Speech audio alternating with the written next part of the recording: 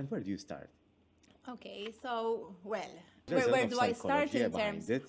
There's a lot of self-esteem, self-confidence Yes, behind it. So, yes. first In starting public point. speaking, for me, the foundation is the psychology of it, right? So when I am working with my clients, the first thing that I assess is their own self-belief. Okay.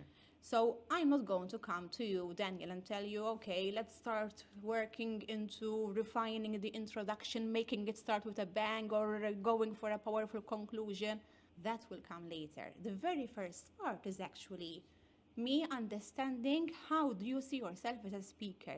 Do you have the self-belief that you can go there in front of a crowd of people with that sense of personal power? Notice I'm saying personal power, okay, not power over others, but believing in yourself that you have something worth sharing, that you have something that is going to help the others in some way, motivate them, inspire them, entertain them. But there's a reason, a scope, a purpose for you to be there and speak in front of others. That's the very first thing, believing in yourself, the self-confidence. So if I notice that the professional doesn't have that established within themselves first, that's what we're going to work on first. So people come to me with different levels of confidence. Some people, I'm surprised that their level of self-confidence is actually very low, especially in the area and the arena of public speaking. Some others would be perhaps at a better place, but they want to refine them other skills. So your question, where do we start from? We start from the self-confidence aspect. Me showing up with a sense of presence, with a sense of, yes, I have something worth sharing.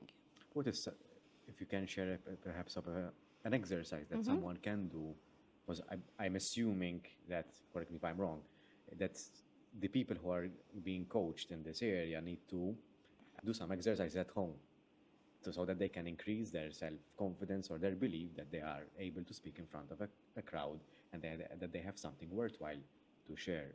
What are the things that they can do on a practical point of view? Okay, so let's take it a step back before we actually go to the practical part, because what exercises are assigned depends on what we are tackling, right? First, we need to what is the challenge that we are dealing with. I can't just tell someone go and do this exercise before first I know what we are trying to improve, right? So let's remain on the subject of confidence. Now, even with confidence, so I go about asking questions and I would say, okay, what is your challenge with confidence? And they tell me, I feel nervous. And then the typical comments I hear are, I blank out, I start sweating, I get red in the face, I get lost for words, I think that the others are seeing me like a fool, I think that they see me as not being good enough. And so I start noticing the patterns, what they are telling me. Is it a matter of what the audience thinks about them? Is it themselves not feeling confident enough, right? So, and according to what they say, of course, then we need to do the appropriate homework. Yeah. So, when it comes to improving the self, one of the very first things is the self-taught. And I'm sure you've had some speakers here before. I know you had Ken Attard a few weeks ago. I was listening to the podcast and he spoke a lot about the mindset. And mindset really comes into it, right? So when I stand in front of a group of people, what are the thoughts coming to my mind? Am I thinking, they're going to think I'm a fool, or I'm going to blank, I will forget everything, I'm going to mess up my words? Or am I thinking, I have prepared, I'm going to go there and share my message in a calm and composed way? Now, if I am troubled with the idea that I'm going to mess up, that I'm not going to be good enough, that is going to get in the way. So one of the first exercises would be to challenge these thoughts, right? To catch it and then to zap it. So we need to catch the negative thought and then turn down the volume and speak back to ourselves. You know what, Michelle? You have prepared. You know your stuff. It's okay. You can do this. Right? And repeat that mantra over and over again until you really believe it. Because if I keep on repeating, I'm not good enough, public speaking is not for me, they will think I'm a fool, the more I repeat this kind of mantra, I'm not going to build that self-belief in myself, right? So we work with what we call positive cognitive restructuring. And I'm sure you know very well what this means, coming from the word of psychology. To explain to someone who's not familiar with these terms, is we are rewiring the brain so that when those negative thoughts come to our mind, which are not helpful, which are not resourceful, we actually stop them and turn it into positive music. By positive music, I mean encouraging messages for ourselves. It could be as simple as, it's okay, Michelle, you will nail this.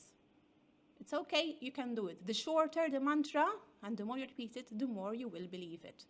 Okay, so this, I would say, is the first order of the day, this cognitive restructuring. And it takes time. So I think Yes, this is not something that you flick on a No, switch and all it's of a not. sudden, full of self-belief.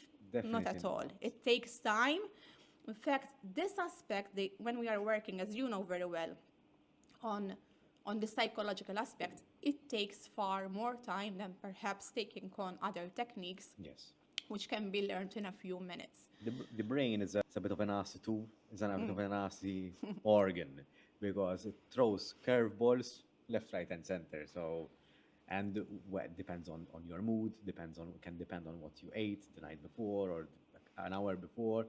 Depends on perhaps you received the news, which is positive or negative. Our mood changes, hormones. So That's right. there is a lot that goes The into beauty play. of it is, however, that the more that we become aware, the more we are able to stop the negative thought and take control of it. The more aware we become. But we need to be on our toes for it, right? If I am indifferent, if I am passive, then negative thoughts might take me over. But if I have it on top of my mind that I will not allow negative thoughts to take over, and mind you, this is not just for public speaking, right? This is for many other facets in life. That's true. Right? It seems to me, and my experience has shown me, that the more that I keep that top of mind, the stronger and the better I become at it.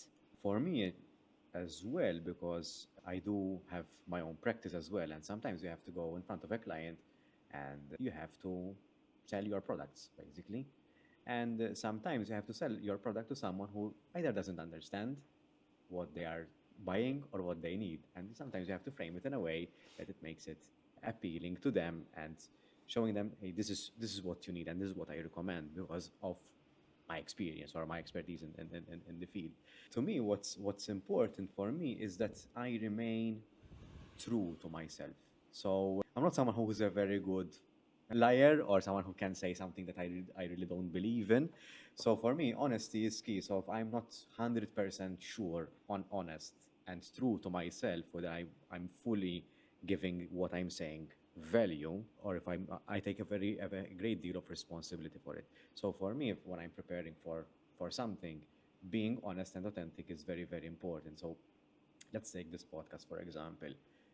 We've discussed multiple times though today and throughout the week whether there is a particular topic or agenda, and there isn't, because for me what's important is that I'm true and authentic, and you're bringing in your experience and your expertise, and so am I, and we're having a conversation about it. So for me, rather than perhaps preparing, for me it's more important that I'm honest with myself. I bring my true self. In fact, Daniel, when I run programs on public speaking, one of the very first things which I share with the participants is that it's not my intention in any way to make them all the same prototype speakers. Definitely not, right? It's very important that everyone remains true to themselves, brings out their own personality. Yes, do the necessary fine-tuning where we have to fine-tune or refine or enhance, improve, elevate, or maybe tone down, right? We need to do those adjustments,